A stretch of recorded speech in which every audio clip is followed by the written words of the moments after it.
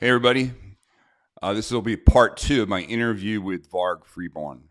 Now, where we left it off yesterday, um, it was really interesting. We were talking, and he was kind of talking about the idea of, if we just go into these autopilot modes where we say, well, in any situation, I would rather be judged by 12 than carried by 6. And I'm going to give my response to that, as we start this out. But now he's going to take it into all other areas, basically, his methodology, how he's gone through a lot of things and how he's acquired knowledge is why he is a ongoing student. And then also, how do you evaluate an instructor? You want to get an instructor with experience, but there's more to it. What else do you need to know just besides the guy is experienced? Varg does a very good job of, especially you guys that like to go to multiple different subject matter experts, how to get the most out of each one of them and what their true specialty is, and how to suss that out for yourself. So I think you're going to find this really, really interesting, and I just had a great time talking with him. So part two, let's do it. Again, you hear maxims all the time that just people just vomit out with no thought behind it at all. It's just one thing I really got out of your book, and it's the consistency of people that I've really learned from, like yourself. Um, the importance of understanding human nature, man. And I mean, all aspects of human nature is probably one of the best tools you can ever have in your self protection toolbox. And very few people encourage that. Very few people spend time understanding how to interact with humans. And you gave really great tips to people on, you know the buzzword is de-escalation, but it's not that. It's really engaging somebody at their level.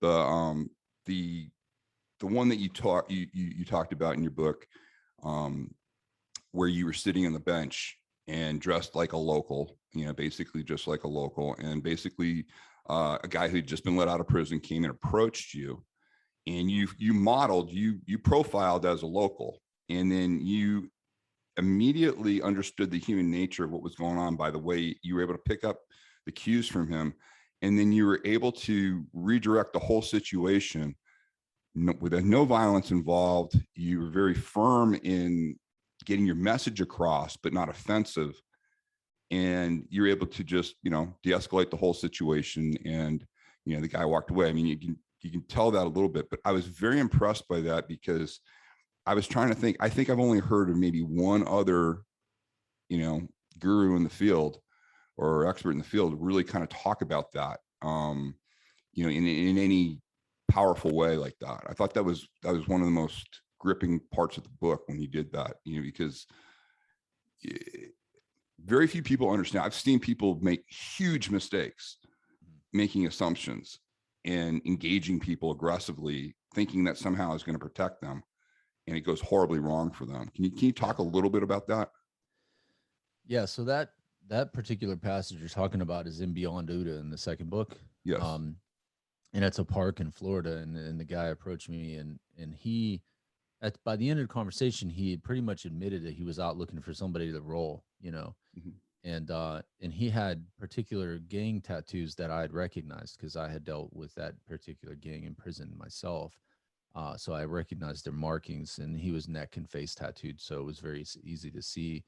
And it was also primarily a northern gang. It's not really present in the southern prisons like Florida. So I knew immediately he was not a Florida native either. Right. Um, and so I was able, like, just my knowledge of him, of his background, just by what he was putting out there visibly, was enough to start to work that situation properly. Because there's a concept that I teach.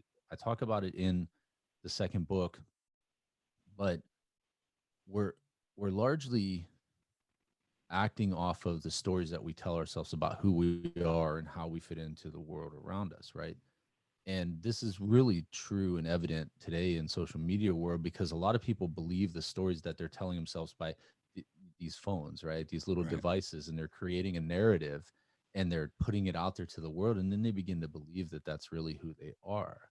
And it's not really who you are, and at least I would hope not, because it's very one dimensional in most aspects. People think they're like super cool, but they're like super one dimensional, right?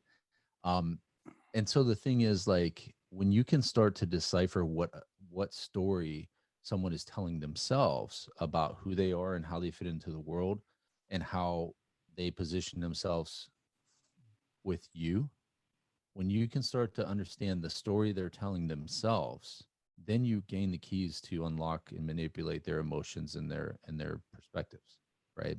Right. That's taking like the OODA concept way beyond the simplistic way of most people looking at it and understanding human nature and understanding that.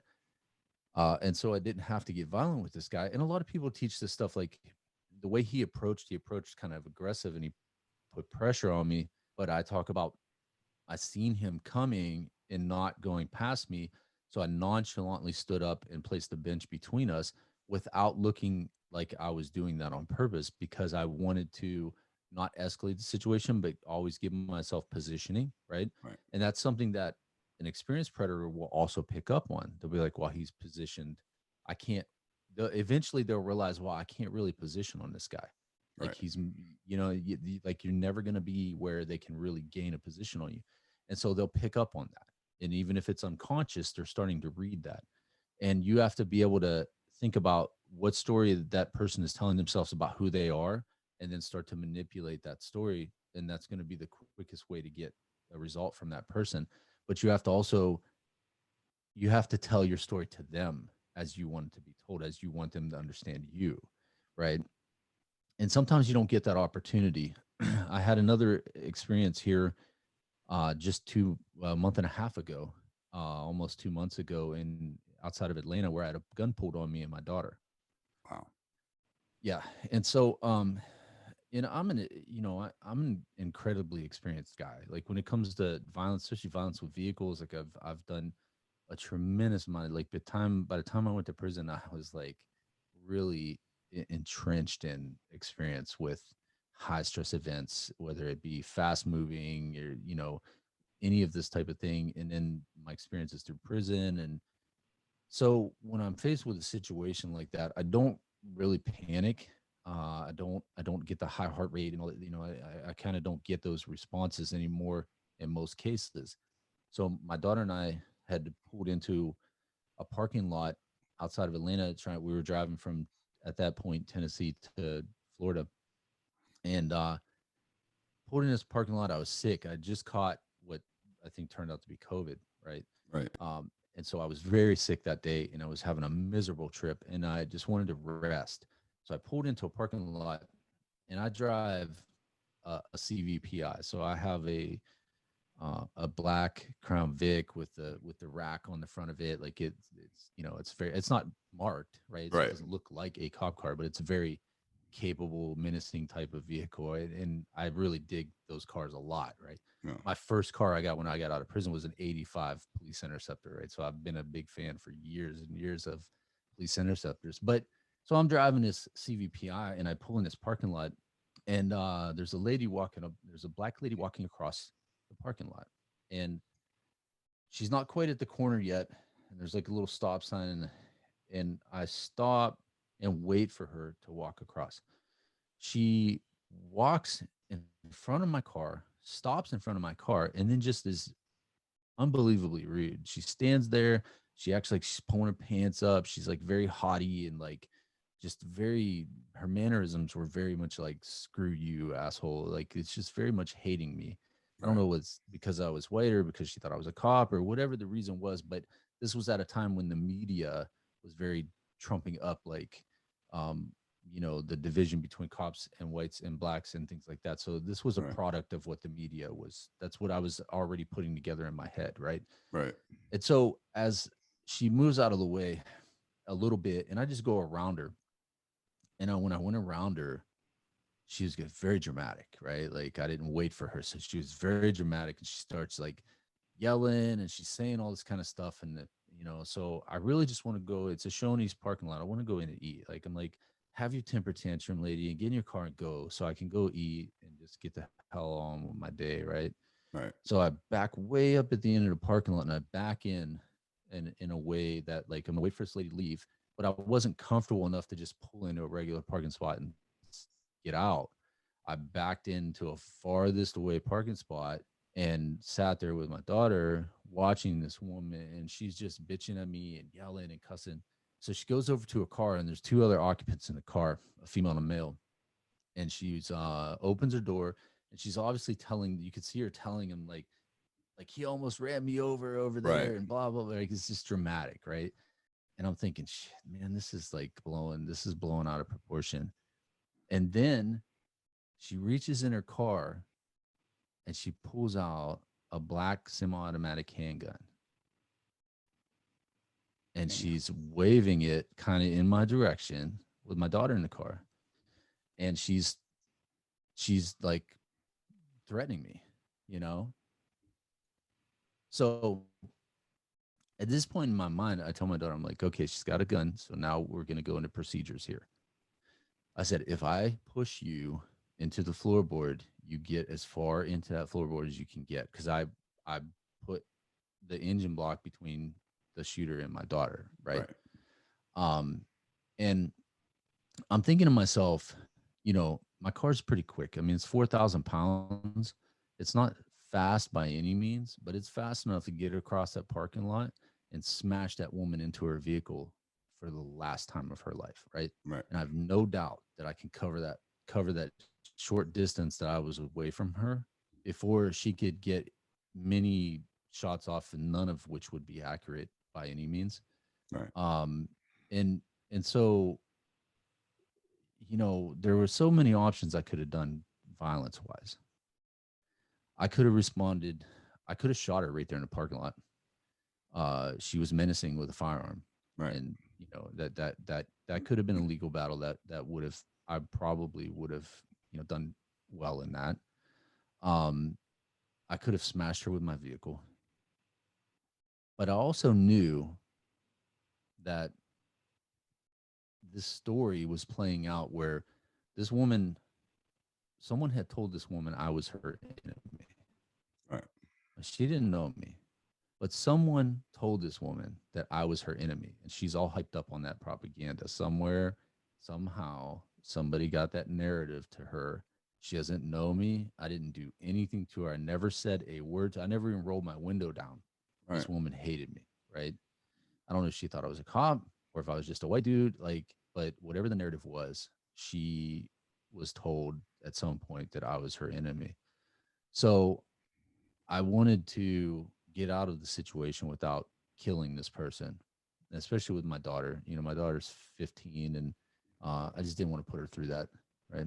Right. So I wanted to get out of it. So what I did was I waited, and I put my daughter, I said, get down behind the dash and get 911 on speakerphone right now. So she gets 911 on speakerphone. Now I'm giving descriptions and instructions to the dispatcher, and I'm creeping. I said, no, they said, can you stay there? I said, no, I'm leaving the parking lot. I'm going to creep out. And my windows are blacked out, so you can't see in my vehicle when I'm broadside to you. Right. So I broadsided to her because I know she can't see what I'm doing. And I put my daughter on the far side from the shooter. So I'm in between the shooter and my daughter. Um, and I pull out slow. And the reason I pull out slow is because I don't want to incite any more aggression or any more emotion, right? And if I just creep, then they don't know, she doesn't know what I'm doing.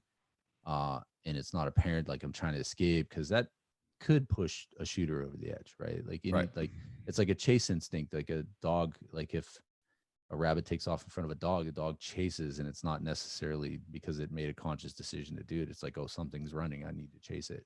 And sometimes in escalated situations, you can send somebody over the edge very easily, right? And they don't even understand that there's no real logic to why they reacted the way they did afterwards, right? So I didn't want to cause that, and so I just creeped out of the parking lot. And then when I got to a position where she was on the other side of the vehicle and did no longer had a shot on me, then I gassed out. I motored out, and I got down the street and worked with the police, and they caught her and they got the gun, and she got in trouble. She got arrested.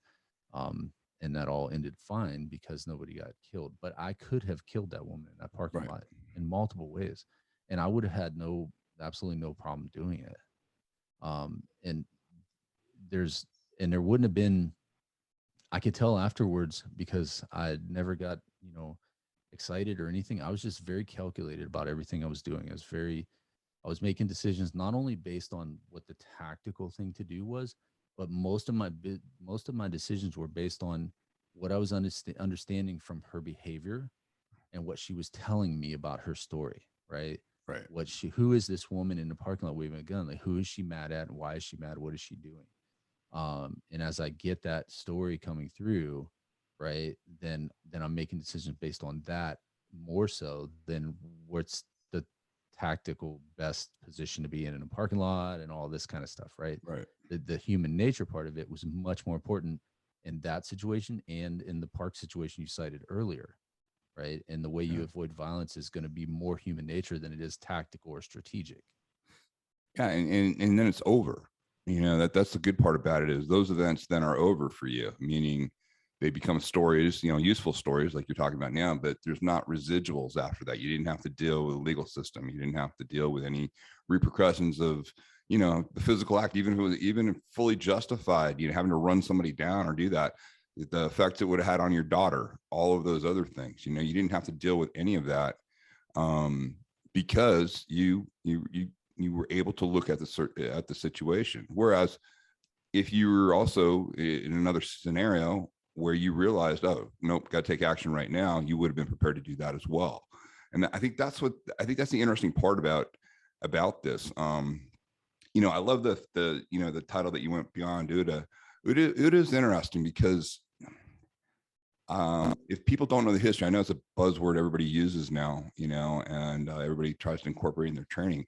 What I think is really interesting about it is um, Boyd, the guy that came up with it, he's Air Force, and he was completely ignored. The OODA was completely ignored by his own people, and you literally the first time I heard about it was when the Marines picked it up, and the famous story of a tank exercise with tanks that went on, and this kid employing OODA, you know, OODA principles, took out, I think it was like, you know, 13 tanks to before they got him, employing that. And that's when the Marines stepped up and looked at this and said, what is this? And they started, you know, kind of applying this. I think you have taken it out of the buzzword context that I see it used a lot in defensive tactics and military and even in the civilian world.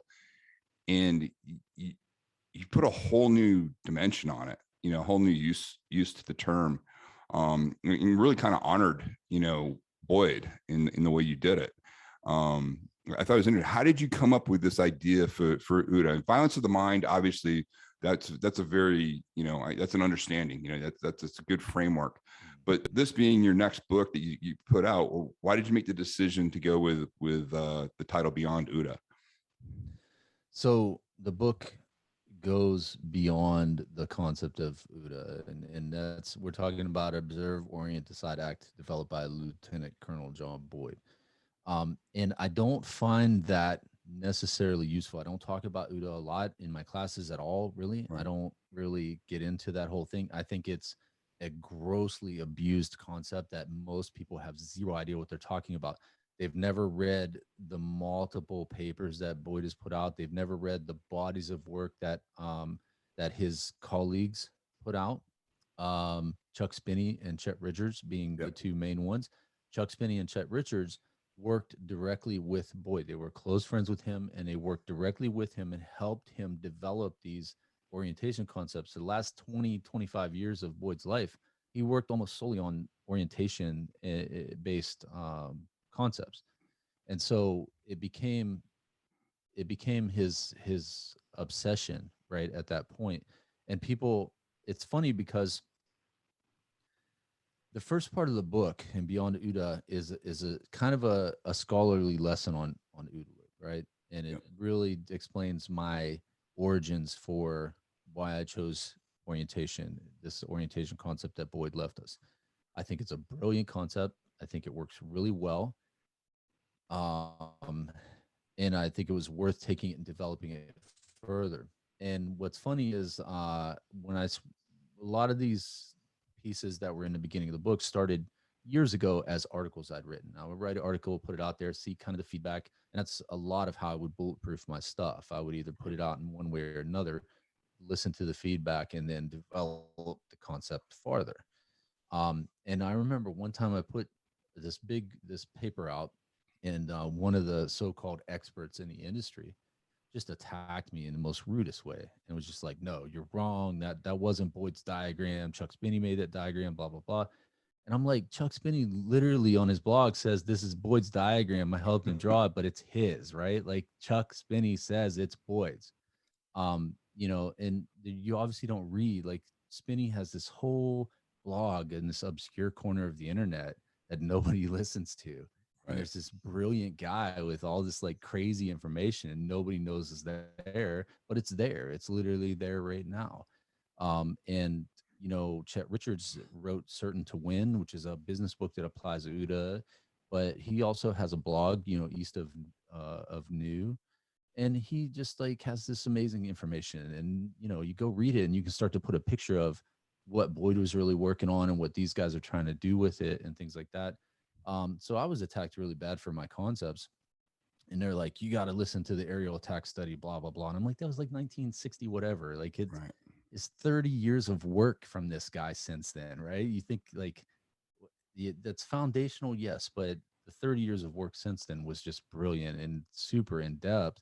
So it's funny because I wrote that manuscript based on a lot of those articles and interactions I had with some of these people attacking me. And then I took the manuscript straight to Chet Richards.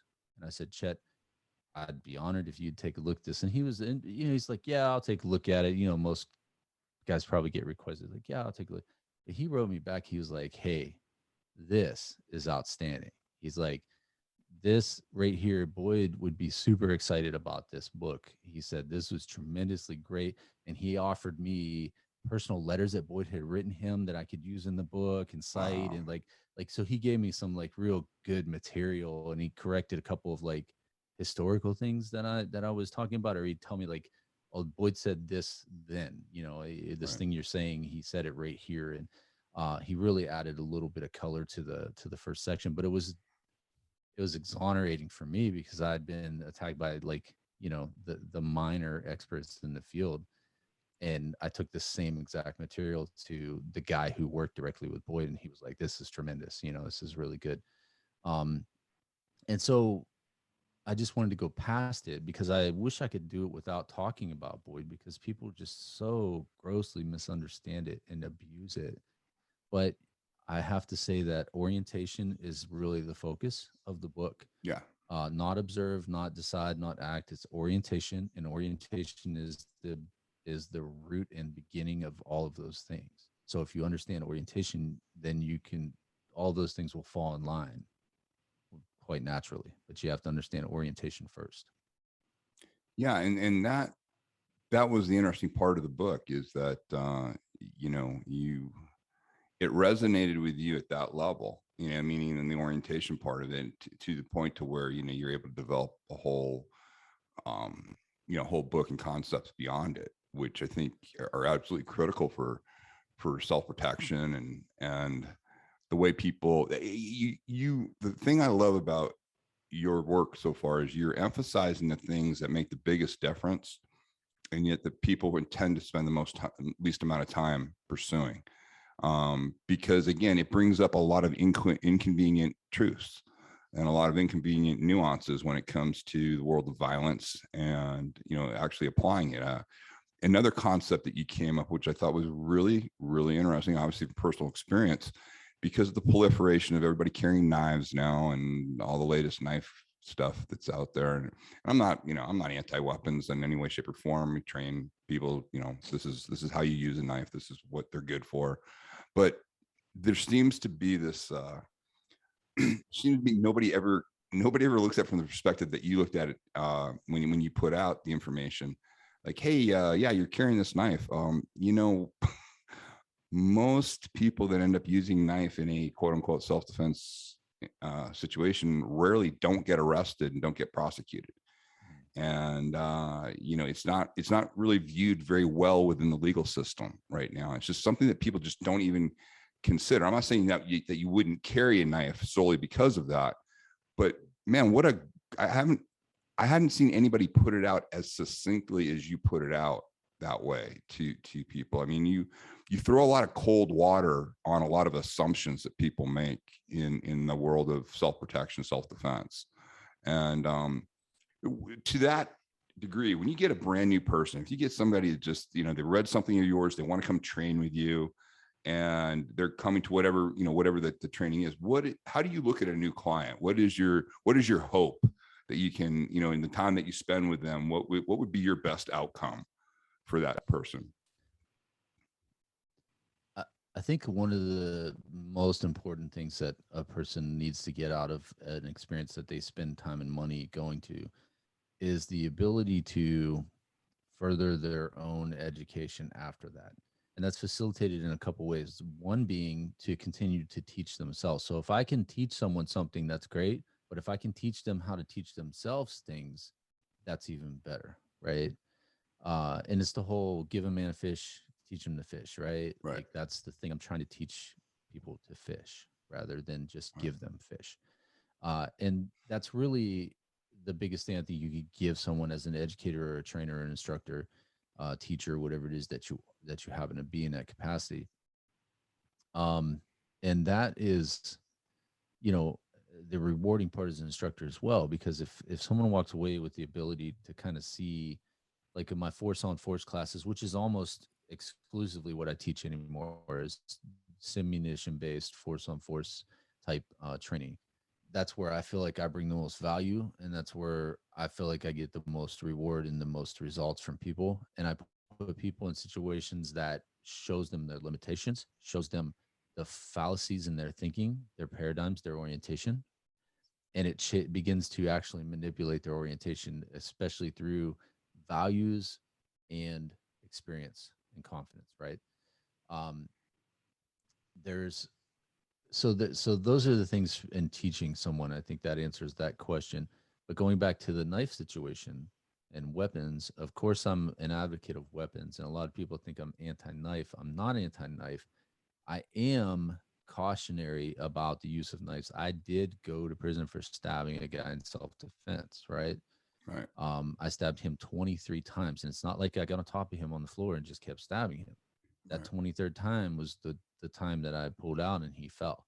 Up until 23, he was fighting, Right. right? So, and that was a 4-inch blade average folder knife, and I got raked over the coals by the parole authority for that. Like they never, I had a tail of 2 to 5, and I did the whole 5. Yeah.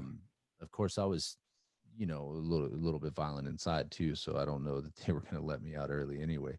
But the fact that they were very critical about me carrying a knife at all, and the one parole guy said, "Why'd you carry a knife?" And I'm like, "All the men in my family carry knives. We've always carried knives. We work on cars, and whatever you're Yeah. doing, you always have a knife with you." He was like, "My best friend's a mechanic, and he doesn't carry a pocket knife. You were just carrying a knife because you wanted to stab people." And I'm like, "Okay, I see where Yeah. this is going." Like, so when you're dealing with people like that, and those are the people who are the arbiters of the law with you, right? Yeah. um your odds are really stacked against you. And I talk about in OODA, where and beyond OODA, where I know a guy that did get acquitted in a stabbing, right? And so it does happen. But in what scenario can you imagine there's been a fight, and to stop a guy, typically you don't get to stab him once or twice. It's going to be multiple stab wounds to stop someone, because it's a super effective weapon, but it's not a fast acting weapon No. in most cases, right? If you get lucky and get a direct artery heart hit or something like that, you still got 20-30 seconds with a person before there's an effect, right? Right. And if you're hitting minor arteries and not hitting organs at all, then you're looking at a minute or two of fighting before they even realize that they're bleeding out. So that being said, what scenario can you imagine? There's a guy on the floor with like a dozen holes in him. You're soaked in blood, because you will be soaked in blood. Trust me. Yeah. I've been soaked in another man's blood, right? Like it just when you're entangled with them, and you're in an entangled fight and they're bleeding out, they're bleeding all over you and soaking your clothing. So you're standing there like it's fucking Friday the 13th, right? And Yeah. you just killed like 6 college kids. And there's a guy on the floor with a dozen holes in him. And the police are just going to roll in and be like, oh, we can clearly see you're the good guy here. Just go home. Right. If we got any questions, we'll call you.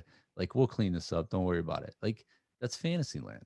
Yeah. They have to lock you up to sort out, okay, do we have a maniac killer on our hands here? Because that's maniac killer shit right there, Well. Can I just have you go over something really quick that I think a lot of people that aren't familiar with what you're talking about really probably Mhm. missed. Can you also talk about the most effective use? You talked about, in prison, the way people use knives and how you feel it's the premier way.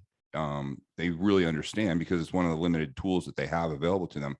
But the reason you stab somebody so many times, and you talk about the sewing machine effect on how they come and being efficient, but it's not necessarily a gratuitous thing at all that you're doing it. It's actually, that's how you use the tool to get the best result. And I don't think people really understand that because they've seen so many. I mean, I use one demo in my class where a guy literally shows, slashing a guy on the forearm, and he puts his knife away, saying, "Yeah, that's it. The guy's going to go into shock now." And it's just, just ridiculous. And the more time I spend around guys, especially guys from prison, and what they've done and what they've had to do, they all say the same thing, that, a knife requires work, and it's not an immediate effect. Yeah, absolutely. And so I think the biggest thing with convict use with a knife, obviously, is stealth and concealment. And I teach concealment as in concealment of intention, tools, and capabilities. It's not just concealing a weapon. You're Right. concealing your intentions, you're concealing your capabilities, you're concealing your timing, you're concealing everything. It's a full field craft. And so the surreptitious deployment of a knife is probably the most important part of knife use. And even if I'm involved in a fight, just like before I went to prison, I used a surreptitious draw in the fight I was involved with, which allowed me to surprise the guy and begin stitching him up before he realized the fight was really in involving a knife. Right. So when you employ stealth, and then your objective is to put as many holes as possible in vital areas, right? It's a very simple process, a very simple method. And I know that there's like Cali and things where there's a lot of slashing, a lot of like going after tendons and stuff. And I just find that to be, in my experience, and this is anecdotal, of course, so I'm sure I could get attacked by the whole Cali industry, but it's inefficient to try to like go after specific tendons and things like that, and really doesn't seem practical to me, thinking about the dozens of entangled fights I've been in, some of those at lethal level. And thinking about, like, yeah, it'd be nice if you could get that off, and if you have that training, I'm sure it's going to help you in some way. But I think at the end of the day, still a stealthy surreptitious deployment, and having the greatest effect the quickest by creating the most holes for them to bleed through Right. in the most vital areas, is going to be, at the end of the day, hands down the most effective method with a puncture weapon, right? Yeah. So watching guys who had handed down this craft year after year through gang warfare, and just older guys helping younger guys out in prison, teaching them how to stab, teaching them where the vital organs are, teaching them, where you got to hit a guy, neck, armpits, left chest area, center chest area, like things like that. Um, Seeing that developed into an efficient system, and then looking at martial arts, which is very flashy, and there's there's no way you could take what I'm talking about with knives and turn it into a system that you could make money and that people would show up every week to learn, right? Like Right. it's just Right. not that, it doesn't lend itself to that. It's a very, No. like, um and it's very, it works in a panic, it works in calculated, like it just works across like different conditions, right? It's off-putting too for so many people when they don't understand. Like reality often is off-putting, on all of that. There's no. I try to tell people all the time, there's no payoff in violence. It's just either get a result or you don't. And it's not. the the one thing I'll say, like, if you look some like any of the other communities, like especially like say the BJJ community, the training's one thing, but it's really the community that they provide. The community is guys really like the community of jiu-jitsu. When you're training what you just said, like I can train knife fighting really quick. This is how you do it. Boom, boom, boom. You go right in here, and then this is how we're going to practice, and this is how we're going to do it. But it's like you said, that's it. That's what you That's it. do. Yeah. I have a friend of mine. He's a really grizzled spec ops guy, one of the best there is. And he was laughing about a similar situation where guys were teaching how to shoot, get in cars and use cars for cover and what happens, in a vehicle thing. He goes, this guy made it into a 2.5-day course. He goes, I'm telling you, that's a 90-minute course that I teach down, at the training area that he's at for all his guys. And they're off doing it all the time. And he goes, he laughed. I was showing him the videos. He goes, here's my next question. He goes, when was the last time he used the tactics that he's talking about? He goes, because what I just showed you, he goes, we just did it last week. And they're doing that, and I think that's the thing that intimidates a lot of people, is that a lot of the answers are a lot more direct than people are prepared to. They want the delay. They want to sit there and say, no, I have to learn all these different patterns first. And it, to me, oftentimes it's just a delaying tactic before, just getting right into the direct method of just, no, basically you have to punch this thing into areas of the human body where you're going to get a result, and you got to keep doing it until, you get the final result you need.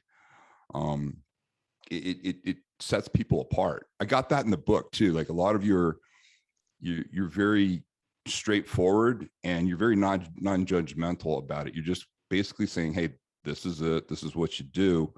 And, you don't have to listen to me, but, here's where this comes from. Yeah. And that's a very, as opposed to like, like the Collie and stuff, those guys too, they have a very big community aspect. I'm very suspect of stuff that has, I gotta be careful because I got a lot of good friends in it, but that tribal. kind of tribal. Thank you. Yes. That to me is really dangerous when it comes to direct methods that you could easily learn, that are far more effective. And, oh, by the way, you might be on the other end of that with somebody who does come from that culture and uses those direct methods. And if you don't recognize what's going on, you're done. Yeah. And here's the thing too, I'm not anti any system, but I'm anti-system worship, right? Yes.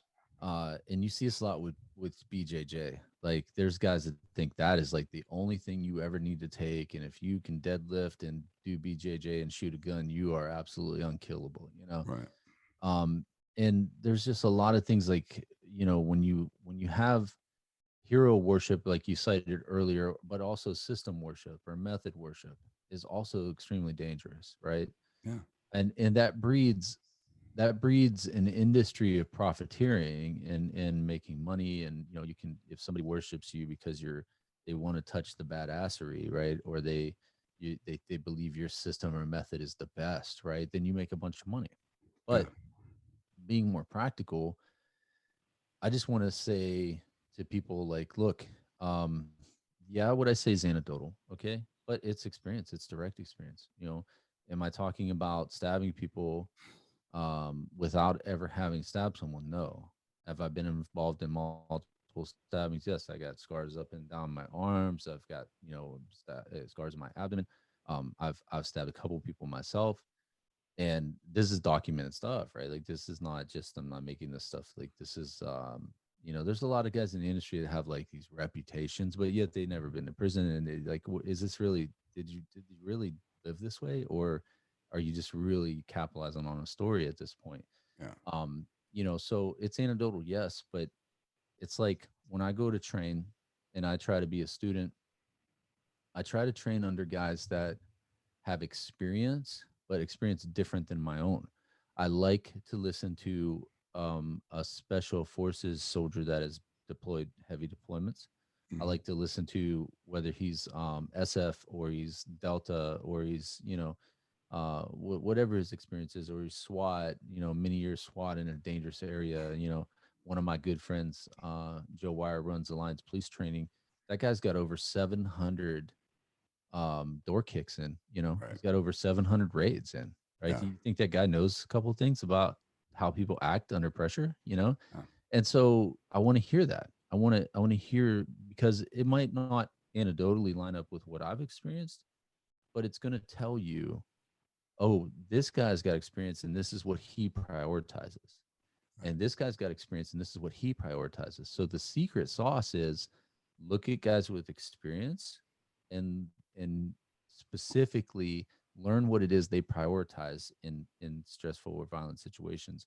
And that's going to tell you the you will be able to compile a list of the important principles of fighting if you look at it that way and go to different sources and understand.